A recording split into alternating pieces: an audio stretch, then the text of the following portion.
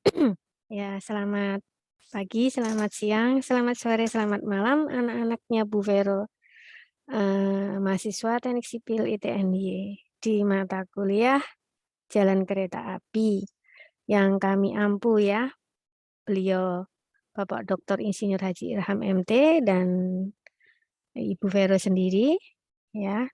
Namun untuk materi persiapan ujian tengah semester akan Bu Vero ampu ya. Kali ini mata kuliah Jalan Kereta Api akan membahas mengenai pengelompokan dan dimensi ruangnya.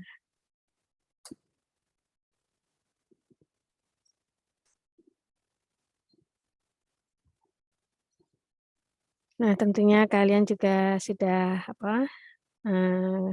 kembali senang karena kejadian-kejadian akhir-akhir ini sudah mulai berangsur pulih ya. Nah, jalan rel, pengelompokan dan dimensi ruangnya.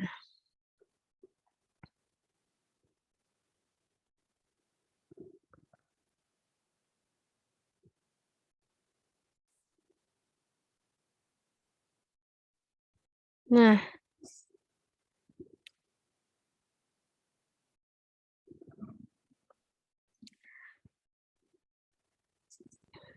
seperti yang sudah Bu Vero sampaikan ketika itu ya sebelum-sebelumnya di video-video sebelumnya, teknologi jalan rel telah berkembang pesat, sehingga tidak hanya jalan rel dengan 2 rel sejajar, tetapi terdapat juga istilahnya monorel atau rel tunggal.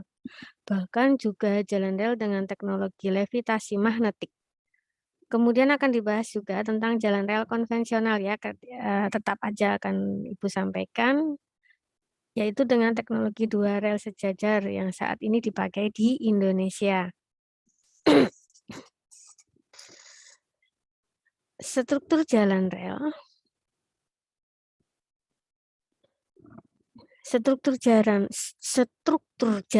rel pada teknologi jalan rel konvensional, 2 rel sejajar yang masih sering dipakai di Indonesia, jalan rel terbentuk dari 2 batang rel baja yang diletakkan di atas balok-balok melintang yang disebut bantalan.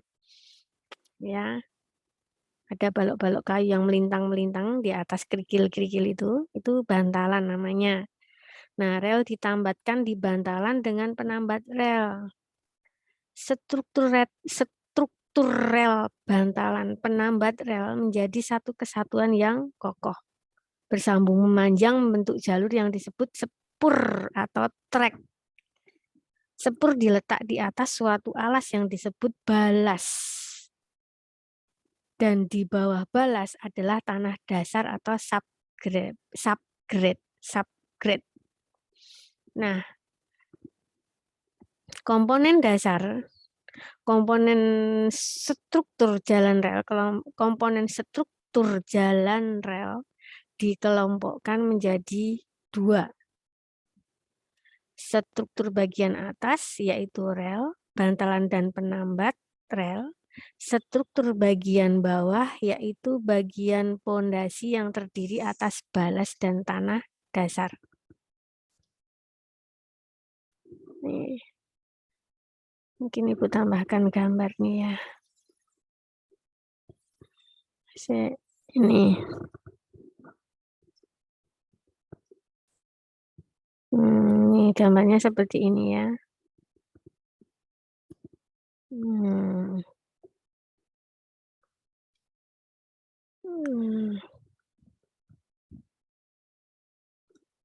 Struktur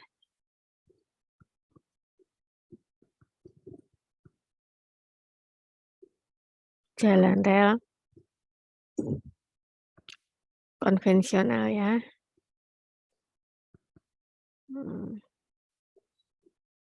Nah, ini ya. Di situ komponen struktur relnya dikelompokkan menjadi 2, yaitu ada bagian atas dan bagian bawah. Bagian atas yang terdiri dari bantalan dan penambat rel itu. Kemudian di bagian bawah, bagian pondasi, terdiri dari balas dan tanah dasar itu merupakan bagian bawah atau pondasinya si rel tersebut, rel konvensional tersebut. Kemudian gaya yang ditimbulkan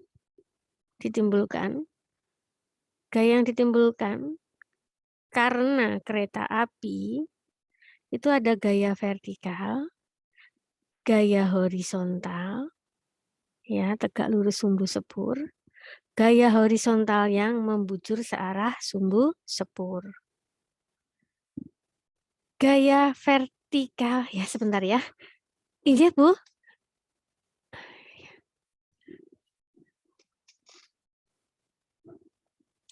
Gaya vertikal diterima oleh kedua rel, kemudian diteruskan ke balas dan diteruskan ke tanah dasar. Dengan prinsip penyebaran beban, untuk ketebalan balas secara teknis harus mencukupi, sedangkan gaya horizontal ditahan oleh balas. Sehingga perletakkan bantalan pada balas harus sedemikian rupa supaya balas dapat menahan gaya horizontal. Gaya vertikal terjadi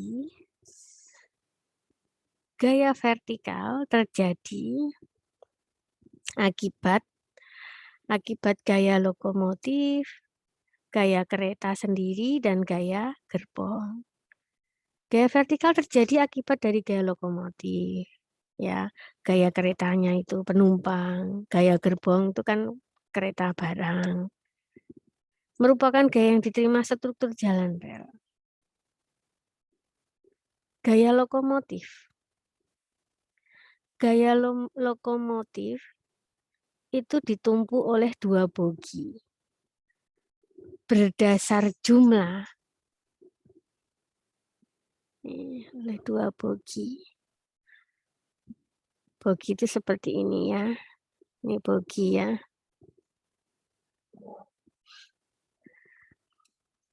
Lokomotif yang dipakai di kita itu ditumpu oleh gaya lokomotif yang dipakai di kita itu ditumpu oleh dua bogi. Berdasarkan jumlah gandar pada masing-masing bogi, lokomotif dikelompokkan menjadi dua jenis ya, dua jenis. Nih. Dua jenis. Lokomotif BB itu dua bogi.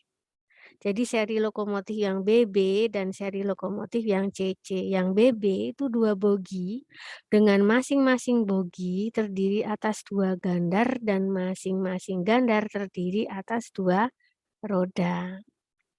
Yang CC dua bogi dengan masing-masing bogi terdiri atas tiga gandar dan masing-masing gandar terdiri atas dua roda.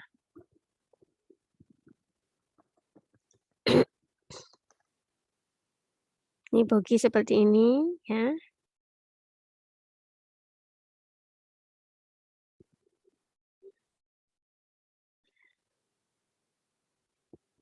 Nah, perhitungan beban gandar atau axle load dan beban roda pada masing-masing jenis lokomotif seperti tersebut di itu Bu Vero sampaikan itu.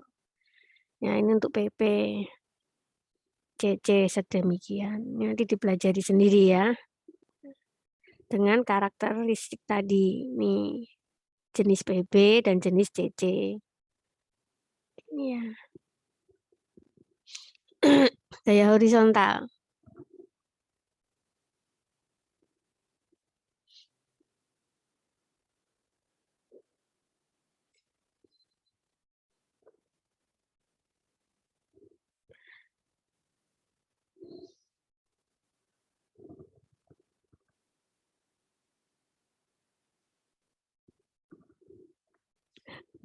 Belum nemu beliau, belum ketemu beliau, ha? Iya, belum ketemu beliau, ada pesan, Pak. Oh, nggih, nggih. Ya, terima kasih kembali, Pak. Gaya horizontal. Gaya horizontal tegak lurus sumbu sepur itu disebabkan oleh snake motion, gaya angin, gaya sentrifugal. Snake motion dari pergerakan si kereta api, kan tidak lurus banget ya, dia bergoyang kayak ular begitu kalau kalian bisa lihat dari atas ya. Gaya angin yang bekerja di sisi kanan kiri kereta api itu juga bisa menyebabkan gaya horizontal ya. Gaya sentrifugal saat melewati tikungan kan kayak agak miring ya, kayak agak mau jatuh. Itu kan gaya horizontal. Jadi artinya ke kanan dan ke kiri. Gerakan ke kanan dan ke kiri itu gaya horizontal. Kanan kiri.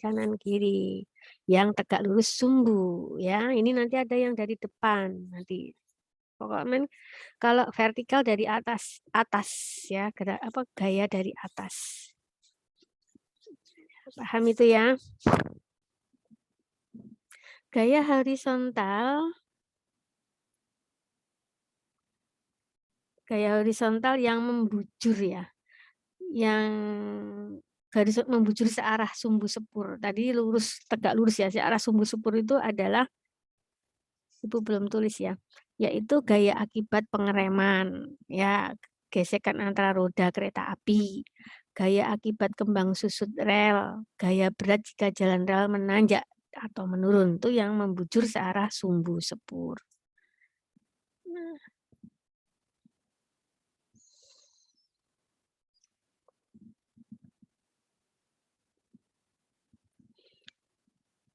pengelompokan jalan rel. Pengelompokan jalan rel itu sebagai berikut. Ada menurut lebar sepur, menurut kecepatan, kelandaian, jumlah jalur, kelas jalan rel. Menurut kecepatan maksimum yang diinginkan. Menurut lebar sepur, yang dimaksud di sini adalah lebar sepur jarak terpendek. Lebar sepur jarak terpendek antara kedua kepala rel diukur dari sisi dalam. Beberapa negara memakai lebar sepur yang berbeda, yaitu ada standar gauge atau apa sebutannya ya, standar gauge ya.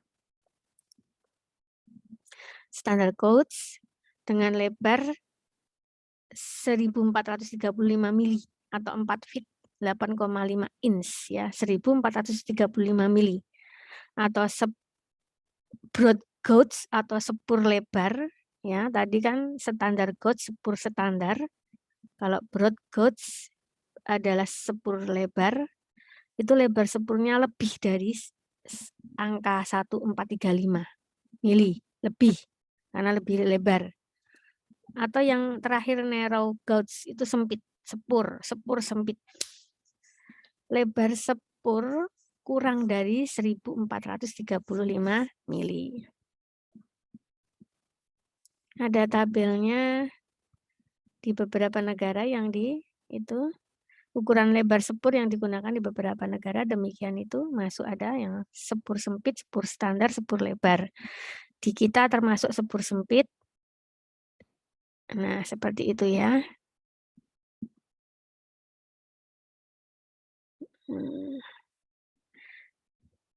Lebar sepur 1000 mili disebut juga dengan meter gauge, sedangkan lebar sepur 1067 disebut cap gauge. Nah, penggunaan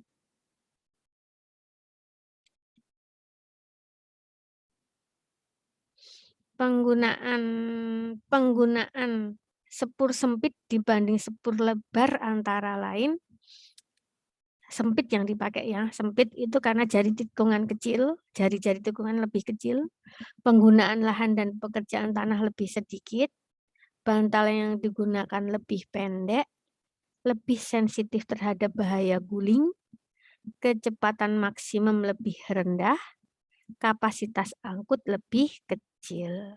Itu penggunaan sepur sempit di Indonesia.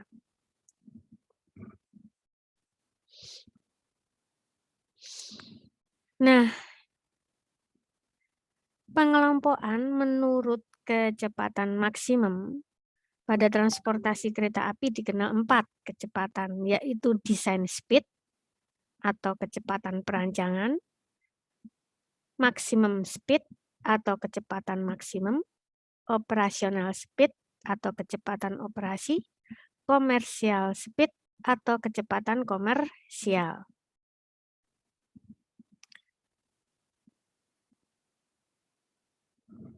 Nah, sedangkan kecepatan maksimum kereta api yang diizinkan terkait dengan kelas jalan rel seperti pada tabel tersebut. Kelas 1, jalan rel 1, 2, 3, 4, 5. Dengan kecepatan maksimum seperti itu. Kecepatan kelas yang 1 itu kecepatan maksimumnya 120 km per jam. Yang kelas yang rendah, kelas 5, kelas jalan rel yang 5 itu 80 km per jam.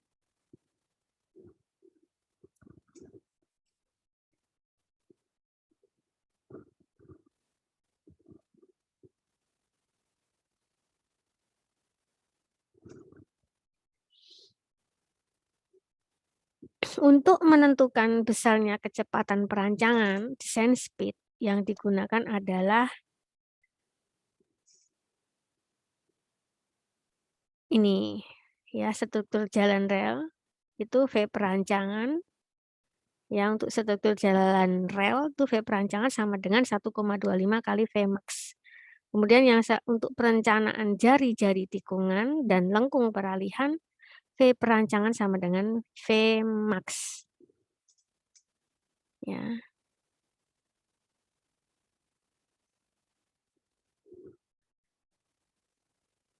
Pengelompokan menurut kelandaian. Pengelompokan menurut kelandaian seperti yang tertera di tabel itu, kelompok lintas jalan rel terpengaruh oleh kelompok lintas jalan rel dan dipengaruhi dan kelandaiannya akan mendapatkan nilai kelandaian persen seperti itu. Lintas jalan. Kelompok lintas jalan rel, lintas datar 0 sampai 10. Lintas pegunungan, lintas dengan rel gigi. Seperti itu.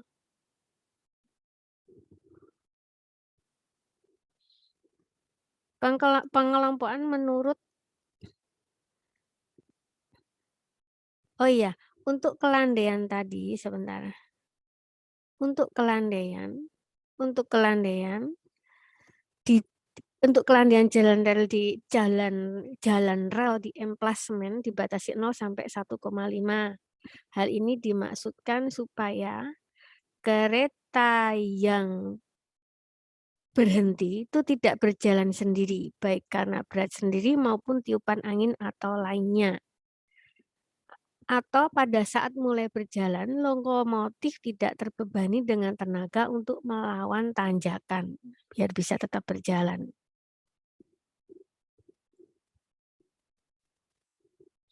Pengelompokan menurut jumlah jalur. Single track dan double track. Single track atau jalur tunggal itu jumlah jalur pada lintas beban hanya 1 dan digunakan untuk melayani arus kereta api dari 2 arah. Yang double track, jalur ganda, jumlah jalur pada lintas beban 2 buah, masing-masing hanya melayani arus kereta api dari 1 arah saja. Pengelompokan menurut kelas jalan rel. Pengelompokan menurut kelas jalan rel. Perencanaan dan perancangan jalan rel di Indonesia sejak tahun 1986 menggunakan satu macam beban gandar saja, yaitu 18 ton. Dengan maksud perpindahan kereta penumpang atau barang dari sepur satu ke sepur lainnya yang kelasnya lebih rendah dapat dilakukan tanpa harus mengurangi muatan. Atau juga setiap lokomotif dapat digunakan di semua sepur meskipun kelasnya berbeda. Ini klasifikasi jalan rel di Indonesia seperti tabel tersebut.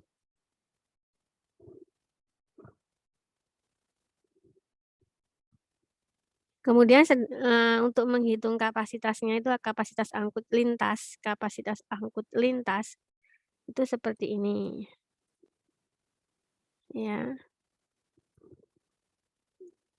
Nah, di mana T kapasitas angkut lintas, satuannya ton per tahun, TE tonase ekuivalen, satuan ton per hari, TP tonase penumpang dan kereta harian, TB tonase barang dan gerbong harian, TI T1 tonase lokomotif harian. S koefisien yang besarnya tergantung kualitas lintas, besarnya 1,1 untuk kereta penumpang dengan kecepatan maksimum 120 km per jam dan 1,0 untuk lintas tanpa kereta penumpang. KB koefisien yang besarnya tergantung pada beban gandar, besarnya 1,5 untuk beban gandar kurang dari 18 ton dan 1,3 untuk beban gandar yang lebih dari 18 ton. K1 koefisien yang besarnya ditentukan sebesar 1,4.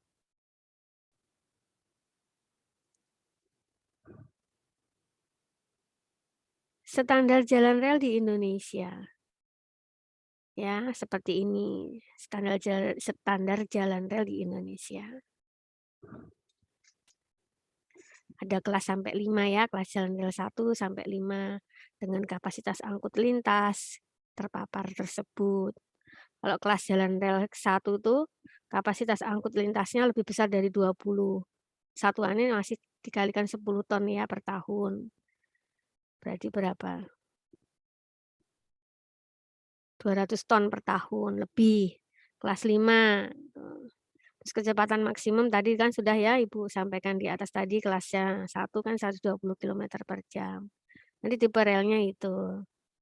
Terus jenis bantalan tentunya ada beton, ada kayu, baja. Itu nanti diterangkan di berikutnya, di video-video berikutnya. Ya. Ruang bebas ya. Ruang bebas dan ruang bangun. Ruang bebas dan ruang bangun. Jalan kereta api harus bebas dari rintangan sehingga setiap saat dapat dilewati dengan aman. Karena itu ruang di atas sepur harus bebas dari segala benda yang dapat tersentuh oleh kereta api. Demikian juga sebaliknya. Tidak boleh ada barang dari kendaraan di atas rel yang keluar dari ruang tersebut. Jadi ruang yang harus selalu bebas ini disebut ruang bebas. Ya. Dan ruang bangun. Nah, ruang bebas sendiri apa? Ruang bangun sendiri itu apa? Ruang bebas ya. Ruang bebas adalah ruang di atas sepur yang senantiasa harus bebas dari rintangan. Ukuran ruang bebas untuk jalur tunggal, ganda dan lintasan lurus maupun tikungan, lintas tanpa elektrifikasi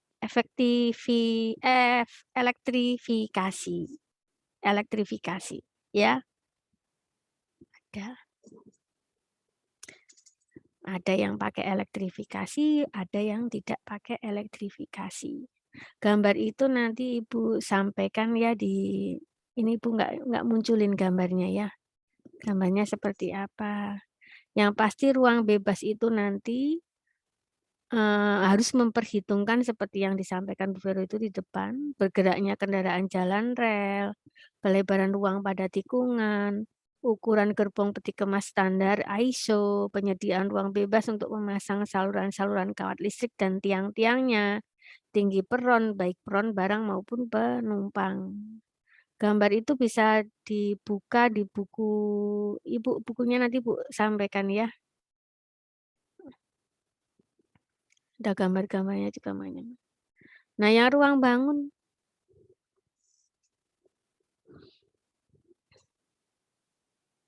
Yang ruang bangun ya. Yang ruang bangun adalah di sisi sepur yang harus bebas. Ruang bangun itu yang di sisi sepur ya. Dari semua rintangan, bebas dari semua rintangan. Itu ruang bangun. Diukur dari sumbu sepur pada tinggi 1 meter sampai 3,55 meter. Jarak horizontal ruang bangun ditetapkan seperti yang disampaikan di itu Bu Vero. Pada lintas bebas ialah 2,35 meter sampai 2,53 meter di kiri kanan sumbu sepur. Pada emplasement ialah 1,95 meter sampai 2,35 meter di kiri kanan sumbu sepur. Di jembatan lain lagi 2,15 meter di kiri kanan sumbu sepur.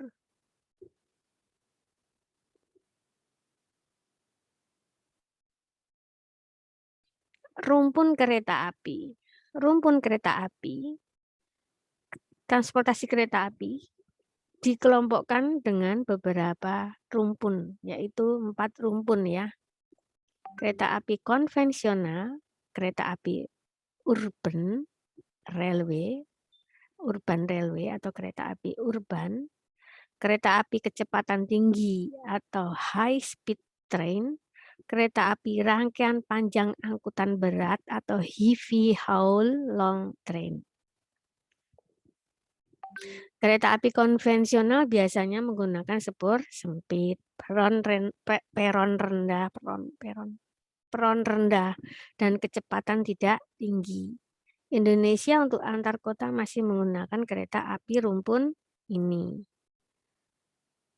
Kereta api urban ditandai dengan peron tinggi, jarak stasiun dekat, waktu berhenti di stasiun untuk menaikkan atau menurunkan penumpang singkat. Contoh kereta api bawah tanah di Jakarta ya, kereta api Jabodetabek dan lain-lain. Kereta api kecepatan tinggi atau apa tadi high speed train mempunyai kecepatan sangat tinggi melebihi kelas di kita ya 120 km per jam. Di Jepang itu banyak Shinkansen itu sudah di atas 210. Sekarang udah banyak ada yang 600 km per jam di mana Dubai. Wah. Nah, Indonesia juga sudah mulai kok. Nah, Jepang 210, Jepang masih ada yang lebih lagi. Sudah lebih ya 600, ada yang 700 bahkan ada yang 800 km per jam ya. Kereta api panjang angkutan barang yang terakhir ini, heavy haul long train, kereta api rangkaian panjang angkutan berat, ini biasanya digunakan untuk mengangkut barang hasil tambang. Nah, satu rangkaian kereta api yang long ini, heavy haul long train ini, itu puluhan gerbong yang ditarik oleh lokomotif. Bahkan bisa lebih dari 100 gerbong. Ya, sekiranya seperti itu anak-anak. Thank you. Ya, kontak me ke Bu Veronica Diana bisa atau langsung ke nomor HP-nya Bu Vero atau ke mana?